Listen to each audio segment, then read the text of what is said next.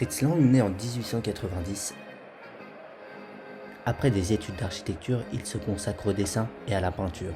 Il s'engage lors de la Première Guerre mondiale, pendant laquelle il est blessé à plusieurs reprises. Alors qu'il est convalescent, il commence à écrire pour le cinéma. Il devient scénariste, puis réalisateur. En 10 ans, il devient l'un des réalisateurs les plus connus au monde. En 1933, Fritz Lang quitte l'Allemagne nazie pour la France, puis les États-Unis, où il deviendra l'un des grands réalisateurs hollywoodiens.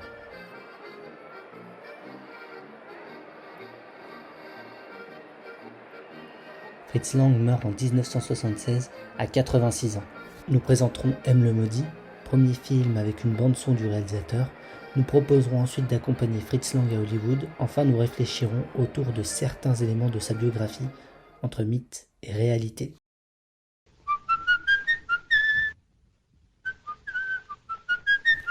M le Maudit est le premier film parlant de Fritz Lang. Il sort en 1931. Pour mémoire, le chanteur de jazz, premier film sonore de l'histoire, est sorti en 1927. Lang fait tout de suite preuve d'une totale maîtrise de l'utilisation de la bande-son. Certaines scènes laissées silencieuses et l'usage économe des dialogues donnent un effet de suspense très efficace.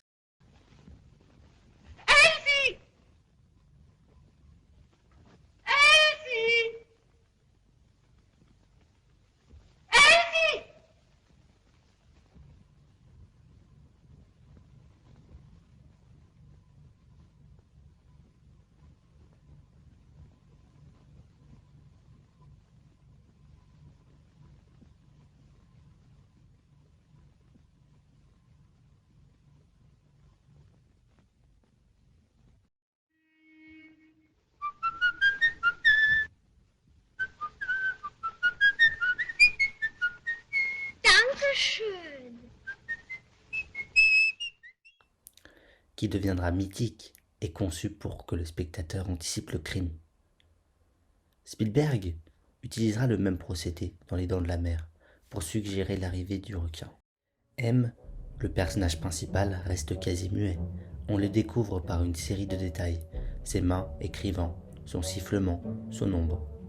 On ne découvre son identité réelle qu'au milieu du film. Le personnage se découvre criminel lui-même, en même temps que le spectateur.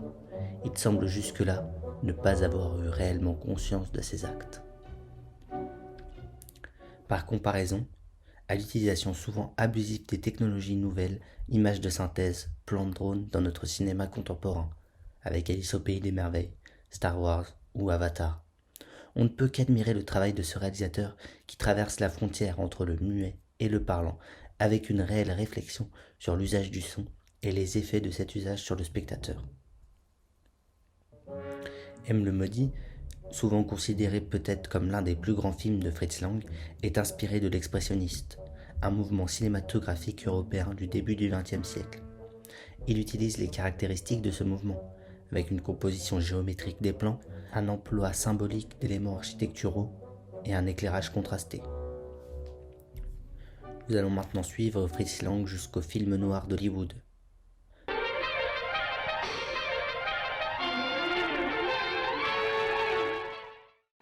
Dans les années 30, le nazisme arrive au pouvoir. Sortir en 1933, le testament du docteur Mabuse est interdit par Goebbels, qui est ministre de la propagande d'Hitler.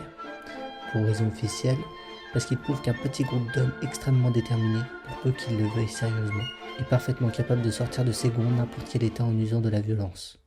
Il s'exile à Paris, il réalise Lilium et part pour les États-Unis, suivant les traces de Friedrich Murnau, Ernst Lubitsch, Joseph von Sternberg et Heinrich von Stroheim, autres cinéastes allemands et viennois, émigrés à Hollywood. En Allemagne, Fritz Lang disposait de budgets faramineux.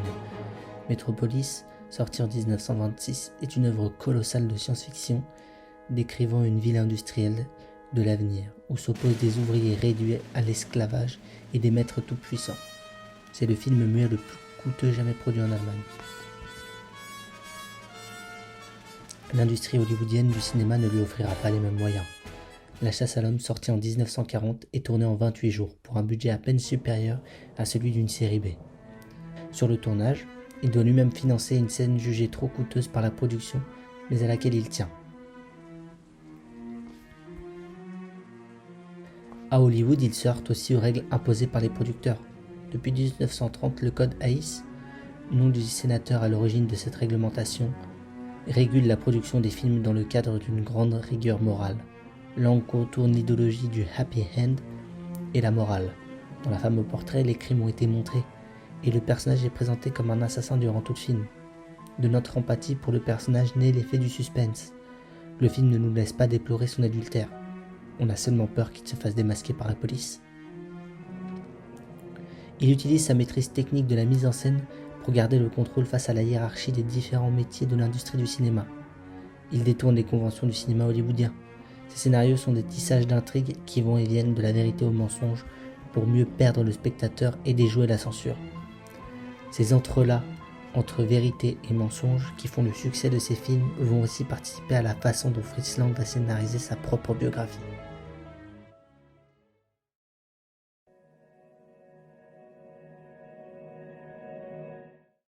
Fritz Lang, tout au long de sa carrière, a scénarisé sa vie. Pour le scénario de Metropolis, Fritz Lang dit avoir été inspiré par les gratte-ciels de New York, alors qu'en réalité ce projet avait déjà été annoncé quelques mois plus tôt. De même, Fritz Lang explique que Goebbels lui aurait proposé de devenir le patron du cinéma allemand, proposition pour laquelle Lang demande à réfléchir. Il rentre chez lui et prépare son départ d'Allemagne. Fritz Lang décrit cette scène puis celle de son départ avec une précision de détail digne des meilleurs scénarios que lui-même aurait été capable d'écrire.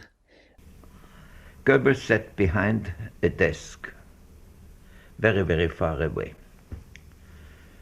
And it's something very funny.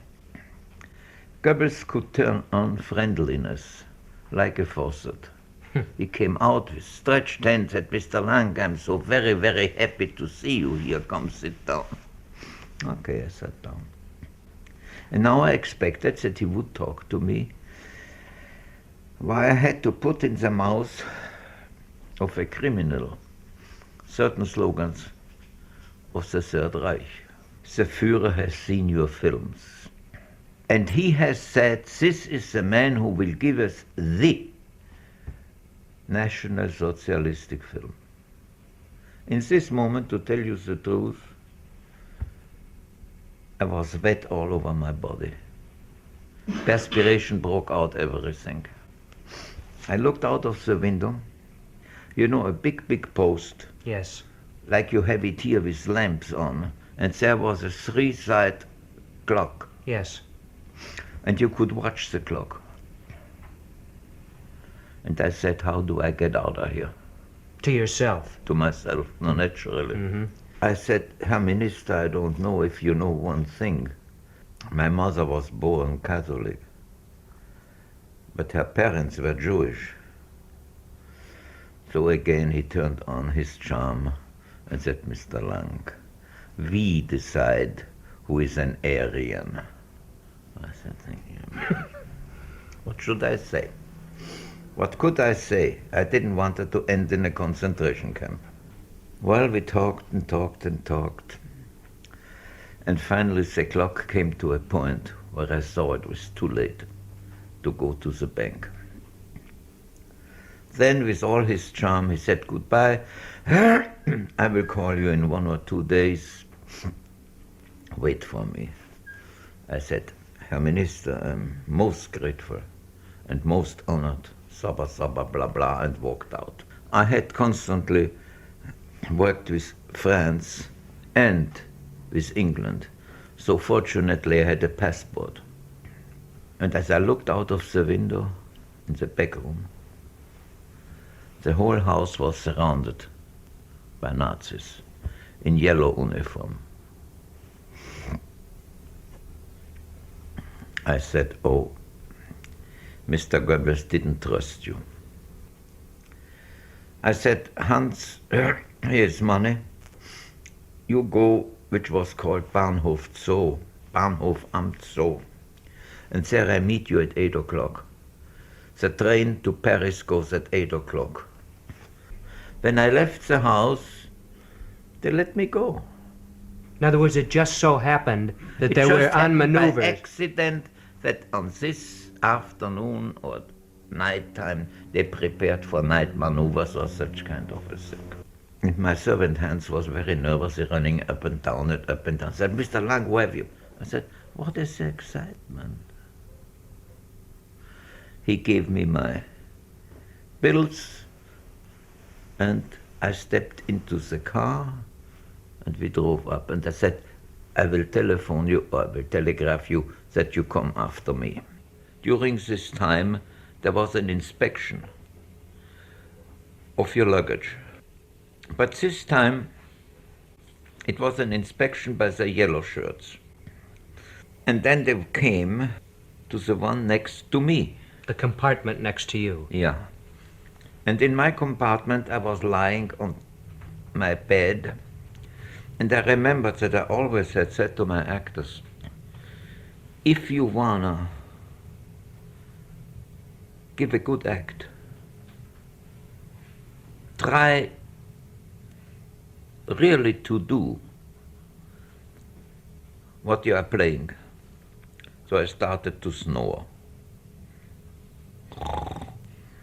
I didn't sleep. I heard them in the next room. Thank you. Closing the door. And I was waiting now they would open.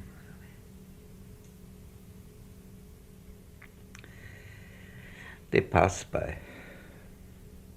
And still today, so help me God, I don't know why nobody came into my apartment.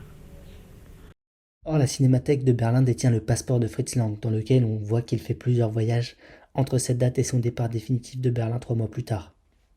Par ailleurs, le journal très détaillé de Goebbels ne mentionne aucun rendez-vous avec Fritz Lang.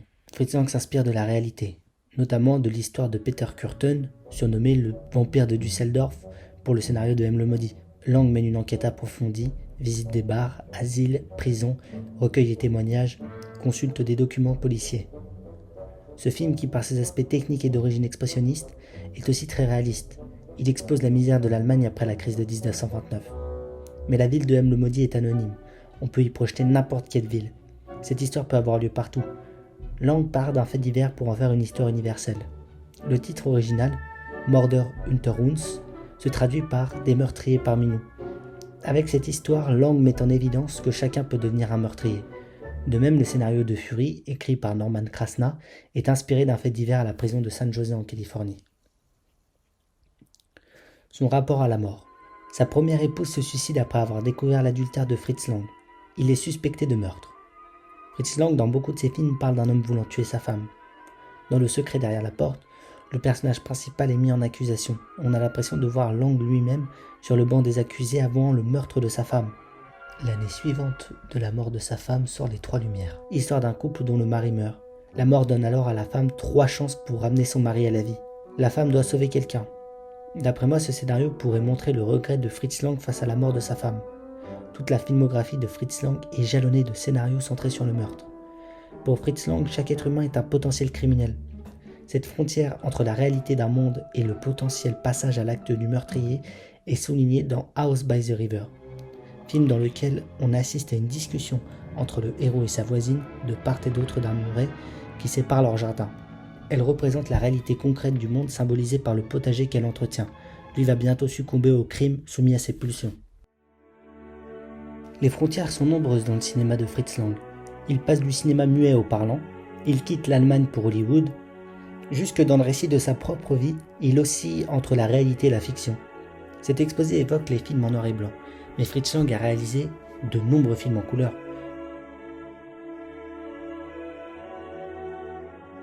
À la fin de sa vie, il est aussi comédien. Jean-Luc Godard lui rend hommage dans Le Mépris de 1963. On y voit Lang qui joue son propre rôle. I hate to give interviews. I will tell you why. I usually said